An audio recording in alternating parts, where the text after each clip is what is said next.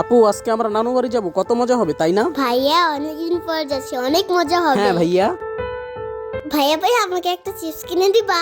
ও আপু তুমি চিপস খাবা? আচ্ছা ঠিক আছে, তুমি এখানে বসো, আমি তোমার জন্য চিপস নিয়ে আসতেছি, কিন্তু কেউ ডাক দিলে যাইবা না, ঠিক আছে? একটা চিপস দেন তো।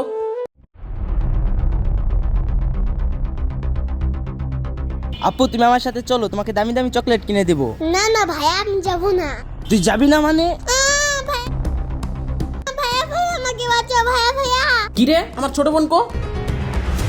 ভাই চলেন একটা পার্টি দিই। হ্যাঁ হ্যাঁ, পার্টি একটা দিব। ভাই ভাই এটা হয়ে যাবে ছোট বোন না? হ্যাঁ হ্যাঁ, ওইটাই তো ফয়েজের ছোট বোন। চলেন ভাই চলেন। ওই ওই থাম ওই দাঁড়া, থাম, ওই ওই দাঁড়া। ধর। কি রে, তুই ওরে নিয়ে কই যাইতেছস? ভাইয়া ভাই আমার ভুল হয়ে গেছে ভাই।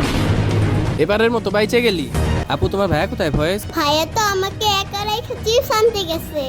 কি তোমার ভাইয়া তোমার একা রেখে চিপস আনতে গেছে? ও আজকে আসুক। আমার ছোট বোনটা কই গেল? এখন আমি বাসায় কি জবাব দেবো কিছুই বুঝতেছি না। ওই এটা ফয়েজ না? ওই ফয়েজ ওই এদিকে আয়। আইতাছি।